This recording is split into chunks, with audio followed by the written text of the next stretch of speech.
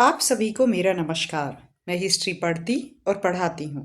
तो हम पढ़ रहे थे इंडस वैली सिविलाइजेशन के बारे में, जहाँ पर हमने ऑलरेडी पढ़ लिया है कि इंडस वैली सिविलाइजेशन का जियोग्राफिकल एक्सटेंट कितना था और इसको डिवाइड किया गया है प्री हड़प्पन यानी प्री इंडस वैली और मैच्योर हड़प्पन और फिर लेटर हड़प्पन।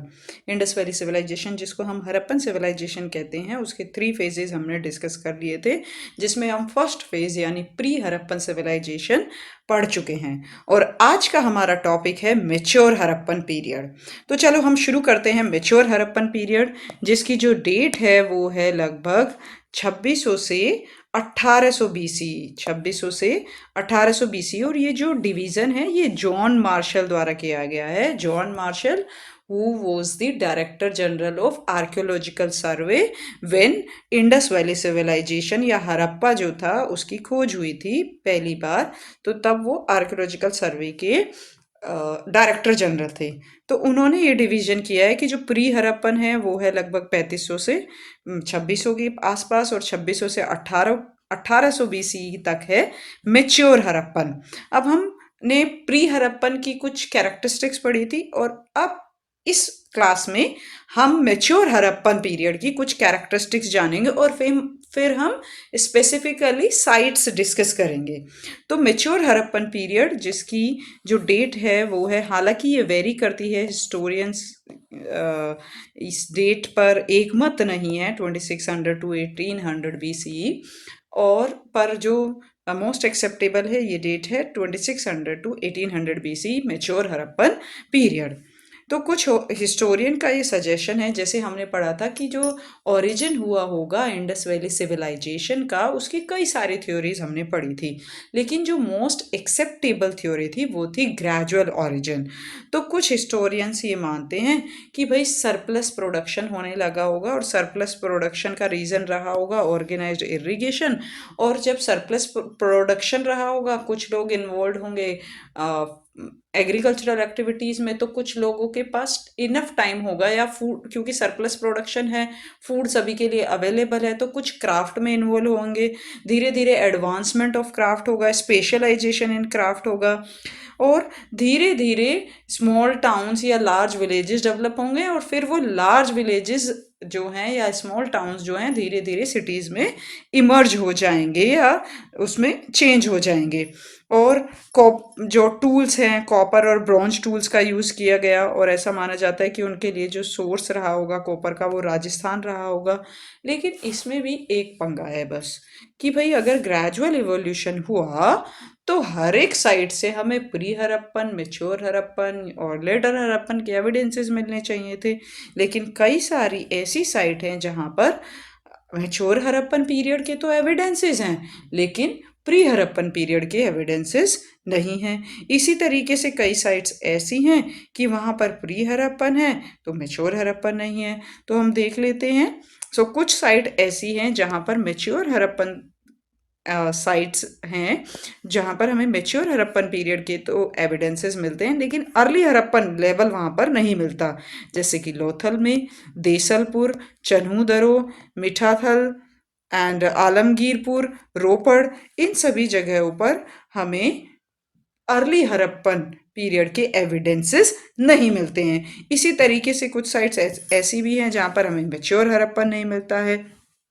तो जो ये टर्म है हड़प्पन सिविलाइजेशन, इसकी जो बेसिक कैरेक्टरिस्टिक्स थी, वो बेसिक कैरेक्टरिस्टिक्स क्या थी कि भाई मैच्योर हड़प्पन आते आते जो स्मॉल टाउन रहे होंगे they would have converted into large cities. Large cities हो गई, प्लान्ड सिटीज़ हो गई, स्पेशलाइजेशन ऑफ क्राफ्ट हो गया, या एडवांसमेंट हो गया, जो कला थी उसमें ट्रेड बढ़ गया, रिच और पुअर यानी गैप जो था लोगों के बीच में वो बढ़ गया। ये सारी कुछ कैरेक्टरिस्टिक्स हैं मैच्योर हड़प्पन पीरियड की। अब हम कुछ जनरल फीचर डिस्कस कर लेते हैं मैच्योर हड़प्पन पीरियड के। ऑब्वियसली ये एक अर्बन सिविलाइजेशन थी, लेकिन ऐसा नहीं था कि जितनी भी साइट्स हैं वो सारी की सारी ही अर्बन थी। रूरल एरियाज में थे, और दोनों सिटीज़ और रूरल एरियाज के बीच इंटरेक्शन काफ़ी था, मतलब कुछ ज़रूरतें जो थी अर्बन एरियाज़ के लोगों की वो रूरल एरिया से पूरी होती थी, जैसे फूड, और इसी तरीके से क्राफ्ट वगैरह में स्पेशलाइजेशन था सिटीज़ में, तो सिटीज़ से वो सारी चीज़ें सप्लाई होती थी रूरल एरिया में। तो इंटरेक्शन था अर्बन और रूरल एरिया का। और जो साइट है, जो साइज है साइट्स का, जो साइट्स मिली हैं जहाँ से एविडेंसेस मिले हैं हड़प्पन सिविलाइजेशन के, वो भी वेरी करता है। कुछ साइट्स बहुत बड़ी हैं, कुछ मीडियम साइज हैं, और कुछ साइट्स बहुत छोटी हैं। तो कुछ साइट्स जो बहुत लार्जेस्ट हैं, और उसमें से हैं Mohenjodaro. Mohenjodaro obviously largest site है हड़प्पन सिविलाइजेशन की। मोहनजोदारो, हड़प्पा, गनवेरीवाल, राखीगढ़ी, धोलावीरा, ये कुछ लार्जर साइट्स हैं। जो स्मॉलर साइट, या हम ये कह सकते हैं मीडियम जो साइट्स हैं, जो 5 से 10 हेक्टेयर की रेंज में है, वो है आमरी, लोथल, चनूदर और रोजडी।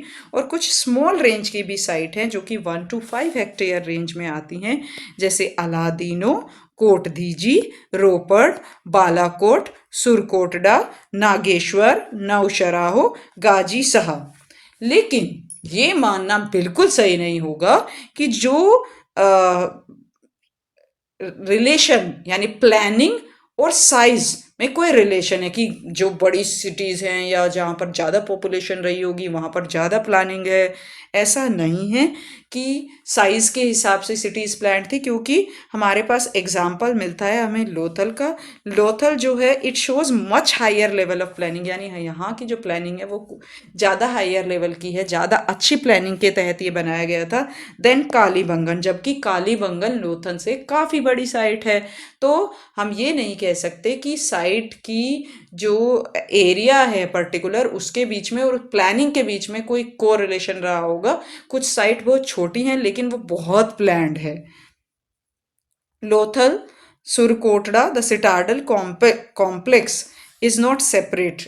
यानी अब मैं पहले आपको बता दूं कि जो हड़प्पन साइट्स हैं, जो सिटीज़ थी, वो 2 पार्ट्स में डिवाइडेड होती थी। एक वेस्ट में जो पार्ट होता था वो थोड़ा सा उठा हुआ ऊंचा होता था और वहाँ पर स्पेशल बिल्डिंग बनती थी, और जो ईस्ट का पार्ट होता था वो थोड़ा नीचे होता था और उसको बोलते थे लोअर टाउन। वो कॉमन लोगों के रहने की जो जगह थी लोअर टाउन, और वेस्ट वाला जो पार्ट था वो उठा हुआ था। और जनरली जो वेस्ट वाला पार्ट है सिटाडल है, इट वो सराउंडेड बाय डिफेंसिव वॉल्स, यानी इसके चारों तरफ दीवार बनी होती थी, मड ब्रिक से बनी होती थी या स्टोन से बनी होती थी। तो चारों तरफ ये दीवार बनी होती थी। तो जो इधर वाला वेस्ट वाला जो पार्ट है, जो ऊंचा है, जो रेज्ड प्लेटफॉर्म है, उसको हमने क्या बोला, सिटाडल। और जो ईस्ट वाला पार्ट है सिटीज में, साइड्स में, उसको हमने क्या बोला, लोअर टाउन। Lower town. तो इस तरीके से सारी की साइट्स हमें डिवाइडेड मिलती हैं। लेकिन इसके अब ये नहीं है कि ये ही हमें हर एक साइट पर देखने को मिलेगा, या हर जितने भी उस टाइम की सेटलमेंट्स थे उनमें ये सारे सभी में ऐसा देखने को मिलेगा, ऐसा भी नहीं है। क्योंकि लोथल और सुरकोटड़ा में जो सिटाडल कॉम्प्लेक्स है वो सेपरेट नहीं है, वो मेन सेटलमेंट के ही अंदर है। मतलब ऐसा नहीं है कि वोल्ड करके उसको सेपरेट बनाया गया, क्योंकि मैंने बताया ना अभी, ये सेपरेट होता था, ये रेज होता था, ये लोअर होता था, ये इसके चारों तरफ वॉल होती थी, और ये डिफेंसिव वॉल से सराउंडेड था। मतलब अलग, ये जो वॉल थी ये इसको लोअर टाउन से अलग करती थी। लेकिन लोथल और सुरकोटड़ा में ऐसा नहीं है। और जबकि अगर हम धोलावीरा में देखें तो धोलावीरा में सिटाडल लोअर टाउन के साथ साथ एक मिडिल टाउन भी है। तो हर एक सिटी में, हर एक सेटलमेंट में एक जैसा, कि जो सिटीज़ का डिवीज़न या सेटलमेंट का जो डिवीज़न था सिटाडल एंड लोअर टाउन में, वो सभी साइट्स पर, सभी सेटलमेंट पर एक जैसा नहीं था। और जो मेजर डिफरेंस था लार्ज सिटीज़ और स्मॉल सिटीज़ या विलेजेस में, या जो बिल्डिंग बनाई गई थी उनमें, जो मेजर डिफरेंस था वो ये था कि सिटीज़ में जो बिल्डिंग्स बनी होती थी, घर वर बने होते थे, वो बने होती थी सन ड्राइड ब्रिक्स या बर्न्ट ब्रिक्स। यानी जो ईंटें होती थी वो धूप में सुखाई हुई ईंटें, या फिर जो जैसे हम ईंटें यूज़ करते हैं ना अभी, वो बर्न्ट ब्रिक का एग्जांपल है। तो बर्न्ट ब्रिक होती थी। लेकिन जो विलेजेस में ज़्यादातर बिल्डिंग्स मिली वो ज़्यादातर मड ब्रिक्स की या स्टोन्स की बनी होती थी। इसी तरीके से जो जोग्राफिकल स्पेस, यानी जहाँ से हमें हड़प्पन सिविलाइजेशन के एविडेंसेस मिलते हैं जिन सारे एरियाज से स्पेशली। तो पूरा का पूरा जो ज्योग्राफिकल एक्सटेंट है हड़प्पन वैली सिविलाइजेशन का, हमें उन सभी एरिया से एक ही जैसी स्क्रिप्ट मिलती है। साथ ही साथ हमें एक ही जैसे वेट्स एंड मेज़र मिलते हैं। प्लानिंग भी ऑलमोस्ट सेम है, लेकिन इसमें थोड़े थोड़े से प्लानिंग, जो सिटीज़ की प्लानिंग थी उसमें डिफरेंसेस थे, जैसे सिटाडल और लोअर टाउन को लेके, डिफेंसिव वॉल को लेके। लेकिन जो स्क्रिप्ट है वो through out the geographical area same है। वेट्स एंड मेज़र जो हमें डिफरेंट डिफरेंट सेटलमेंट से मिले हैं वो भी सेम है। साथ ही साथ जो कॉपर ब्रॉन्ज टूल्स वो यूज़ करते थे, उनका भी जो डिज़ाइन है वो यूनिफॉर्म है, सेम है, शेप और साइज़ भी सेम है। और जो shields, shell, bangles, carnelian beads, disc beads of steatite, ये सारे के सारे जो बीड्स वगैरह, जो अदर क्राफ्ट रिलेटेड मटेरियल हमें जो मिला है पूरे के पूरे ज्योग्राफिकल एरिया से जहाँ पर हड़प्पन वैली सिविलाइजेशन पाई गई है, वो ज़्यादातर ये देखने को मिलता है कि उनका डिज़ाइन क्या है, सेम है, यूनिफॉर्मली डिज़ाइंड है। और ब्रिक्स का जो डिफरेंट डिफरेंट साइड से हमें ब्रिक्स मिली है, उनका रेशो जो है उनके मेजरमेंट का वो सेम है। जैसे कि जो ब्रिक्स यूज़ होती थी हाउसेस बनाने के लिए, उनका रेशो रहता था 7:14:28, यानी 1:2:2:4। इसी तरीके से जो सिटी वॉल बनाने के लिए, डिफेंसिव वॉल बनाने के लिए यूज़ होती थी ब्रिक्स, उनका जो मेज़रमेंट था वो था 10:20:40।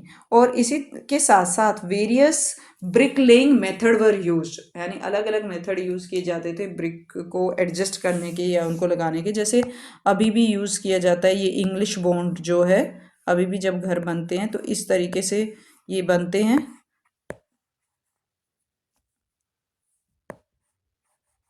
और इंग्लिश बॉन्ड स्टाइल जो है ये फिक्स कर देता था ईंटों को, जैसे ये इस तरीके से घर बनते हैं ना, तो ये था इंग्लिश बॉन्ड। तो इस तरीके से ईंटों को लगाया जाता था जब बिल्डिंग बनाई जाती थी, इस तरीके से। तो हम आगे बढ़ते हैं। और डोरवेज और जो विंडोज़ थे, यानी जो घरों की खिड़की दरवाजे थे, वो जनरली साइड लेन में खुलते थे, यानी इस तरीके से मेन लेन में ना खुल के साइड लेन जो होती थी उनमें खुलते थे, ताकि डायरेक्ट जो आंगन का व्यू है वो मेन रोड से ना दिखे। तो इससे ऐसा अनुमान लगाते हैं कि शायद जो हड़प्पन सिविलाइजेशन के लोग थे उनको प्राइवेसी मतलब पसंद थी, वो प्राइवेसी मेंटेन करना चाहते थे, इसीलिए जो खिड़की दरवाजे हैं वो मेन रोड पे नहीं खुलते थे। और हमें वहाँ से जो हड़प्पन सेटलमेंट्स हैं उनसे हमें फ्रीक्वेंट रेनोवेशन एक्टिविटीज़ के भी एविडेंसेस मिले हैं। और जो विंडोज़ और डोर्स थे, यानी जो खिड़की दरवाजे थे, वो जनरली वुड के बने होते थे। और कई सारे जो हाउसेज हैं उसमें सेपरेट बाथिंग एरिया और टॉयलेट्स मिले हैं, यानी इनिशियल टॉयलेट्स, जैसे वो वहाँ पर किसी जगह पर एक गड्ढा सा बनाया हुआ है या एक लोटे की शेप का कुछ रखा हुआ है, तो इससे अनुमान लगाते हैं कि ये टॉयलेट रहे होंगे। बाथिंग एरिया सेपरेट होता था, बाथिंग एरिया पूरा प्रॉपरली वाटरप्रूफ होता था। और जो हड़प्पा और मोहनजोदारो से टेराकोटा ड्रेन पाइप, तो उसमें क्या होता था, इनका जो ड्रेनेज सिस्टम था वो बहुत ही एडवांस ड्रेनेज सिस्टम था। क्योंकि अभी भी इंडिया में आपको खुली नालियाँ देखने को मिलती है, लेकिन इनकी जो नालियाँ थी वो कवर्ड नालियाँ होती थी। और टेराकोटा ड्रेन पाइप्स जो होते थे, यानी घरों से सीधा इस तरीके से ये पानी बाहर निकलता था, और जो मेन ड्रेन होती थी, यानी जो गली की बड़ी वाली ड्रेन होती थी, उसमें इकट्ठा होता था। और यहाँ पे गड्ढे बना दिए जाते थे, पिट्स बना दिए जाते थे, सॉक पिट्स। तो क्या होता था, अगर कुछ कूड़ा वूड़ा है तो इस गड्ढे में जमा हो जाएगा और पानी बह जाएगा। फिर इस गड्ढे से इस सॉक पिट्स को, क्योंकि ये कवर्ड थे कोरबेल्ड आर्क के थ्रू, तो इसको क्या करेंगे, इसको यहाँ से ये निकाल के ऊपर की लेयर, और ये गड्ढे में से कूड़ा निकाल के फिर से इसको कवर कर सकते थे। यानी उसकी बार बार रेगुलर इंटरवल पे जो सॉलिड वेस्ट कलेक्ट होता था उसकी सफाई होती रहती थी। तो इनका एक जो बहुत बड़ा फीचर है मेच्योर हड़प्पन पीरियड का, वो है कि इनका जो ड्रेनेज सिस्टम था वो काफ़ी एडवांस था। और जो मेन ड्रेन जो मैंने अभी बताया, जो बड़े वाली नाली थी गली में, it was also covered by corbelled arch made of brick और स्टोन्स। और जो सोर्स ऑफ वाटर था वो रिवर, वेल्स और रिजर्वायर थे। और कई सारे मोहनजोदारो में स्पेशली हर तीसरे घर में एक कुआं मिला है। हालांकि जो कुएं थे, वेल्स थे, उनका डायमीटर काफ़ी कम था, लेकिन अब उनके अपने प्राइवेट वेल्स थे, यानी बहुत सारे कुएं मिले हैं मोहनजोदारो और हड़प्पा से। अब हम स्पेसिफिकली साइट्स डिस्कस कर लेते हैं, हड़प्पन साइट्स। तो सबसे पहले जो मोस्ट इम्पॉर्टेंट साइट है वो है हड़प्पा। और हड़प्पा का एक्सकेवेशन किया गया 1921 में। और 1921 में it was excavated by Dayaram Sahni, और later excavation was carried out by M S Vats, Mortimer, Wheeler. तो पहली साइट थी हड़प्पा, और इसी के नाम पे ये एक नोमेनक्लेचर है कि जो किसी कल्चर की पहली साइट मिलती है, हड़प्पा मॉडर्न नेम है। वहां से पहली बार इंडस वैली सिविलाइजेशन के एविडेंसेस मिले। तो ये एक हिस्ट्री में एक क्लेचर है कि क्या करते हैं, जहां से पहली बार एविडेंसेस मिलते हैं उसी साइट के नाम पे उस कल्चर का नाम पड़ जाता है। तो हड़प्पा से, प्रेजेंट डे हड़प्पा से पहली बार एविडेंस मिले, इसीलिए इसको हमने हड़प्पन सिविलाइजेशन भी बोला। हड़प्पा लोकेटेड है वेस्टर्न पंजाब में, ये पाकिस्तान में, और लोकेटेड है on the bank of the river Ravi. ठीक है, Harappa Ravi, Harappa Ravi. Higher citadel mount, और मैंने आपको अभी बता दिया जो सेटलमेंट्स थे इंडस वैली सिविलाइजेशन में या हड़प्पन सिविलाइजेशन में, जो साइट्स हैं, जो एरियाज हैं, वो डिवाइडेड है कैसे। जो वेस्ट वाला पार्ट है वो थोड़ा सा उठा हुआ था, रेज्ड है, और वो चारों ओर से सराउंडेड है बाय अ डिफेंसिव वॉल, और उसको हम बोलते हैं सिटाडल। और जो लोअर पार्ट है ईस्ट में, उसको हमने बोला है लोअर टाउन। तो इसी तरीके से हड़प्पा में भी सिटाडल जो था, higher citadel mount lies to the west and lower town lies to the south east. Citadel जो है हड़प्पा का, वो पैरेललोग्राम की शेप में है, और it was surrounded by a brick wall. और उसमें मैसिव टावर, ये जो वॉल बनी हुई थी इसमें ऐसे मैसिव टावर्स भी और गेटवेज भी बने हुए थे एंट्रीज के लिए। और यहाँ पर जो एविडेंसेस मिलते हैं उससे हमें पता चलता है कि यहाँ की जो ज़्यादातर पॉपुलेशन रही होगी वो शायद नॉन फार्मिंग एक्टिविटीज़ में ज़्यादा इन्वॉल्व रही होगी। Except food production, they were involve in other activities. वहाँ पर हमें एक वॉल्ड कॉम्प्लेक्स मिलता है हड़प्पा में, और इसमें एटलीस्ट 15 यूनिट हैं, जिसमें कि ऐसे कमरे से बने हुए हैं, और उनके आगे कोर्टयार्ड है, ऐसे कमरे हैं, फिर उसके आगे आंगन सा है, कमरे हैं, फिर उसके आगे आंगन सा है, और ये 2 लेन है इस तरीके से। और इधर से भी ये कमरा हो गया, ये आंगन, ये कमरा, ऐसे कोर्टयार्ड, ये कमरा, ऐसे कोर्टयार्ड। तो ऐसे हमें 15 यूनिट, यानी ये दो दो लेन में ऐसे बने हुए हैं, और एक पैसेज है जो इसको डिवाइड करता है, रो डिवाइड करती है। तो इसको इंटरप्रेट किया गया है कि भाई ये शायद वर्कमेंस क्वार्टर रहे होंगे, वर्कर्स के क्वार्टर रहे होंगे। साथ ही साथ 18 सर्कुलर पिट भी मिले हैं, और क्योंकि उन 18 सर्कुलर पिट से हमें एविडेंस मिले हैं हस्ट बार्ले और स्ट्रॉ मिला है, तो इसीलिए ऐसा इंटरप्रेट किया जाता है कि शायद ये थ्रेशिंग प्लेटफॉर्म रहे होंगे ग्रेन्स के लिए।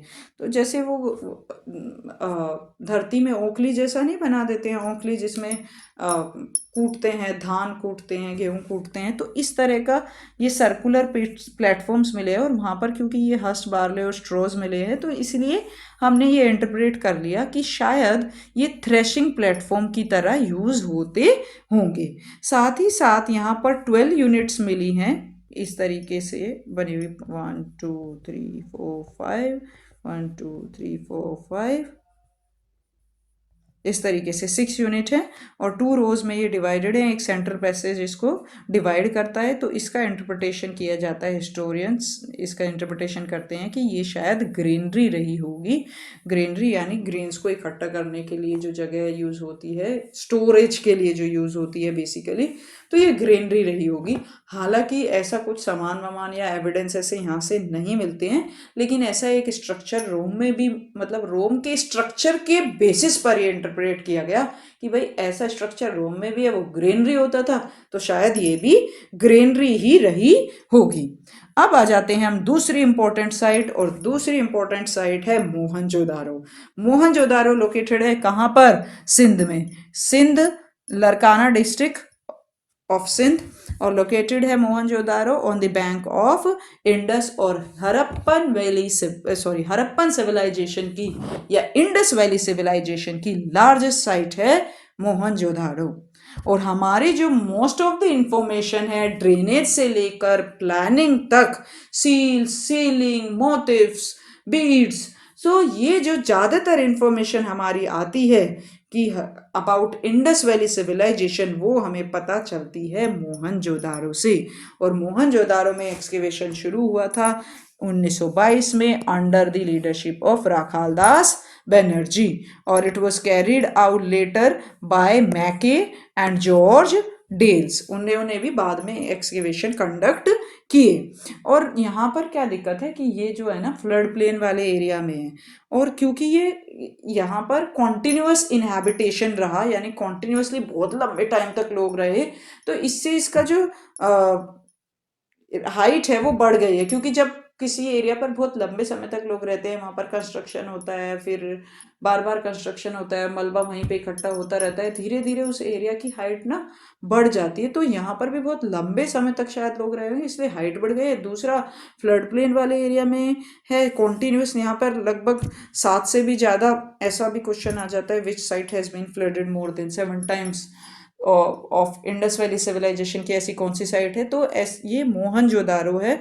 और यहाँ पर बहुत कई बार फ्लड आए और वो बार बार मिट्टी जमती चली गई, तो इसकी हाइट क्या हो गई है, काफ़ी बढ़ गई है और बहुत गहरे तक। और इसी तरीके से जो अंडरग्राउंड वाटर लेवल है उसकी भी लेवल बढ़ गया है, तो बहुत गहरे तक यहाँ पर एक्सकेवेशन पॉसिबल नहीं हो पाया है। और अगर ऐसा हो जाता तो शायद यहाँ पे उससे पुराने भी एविडेंसेस मिल जाते।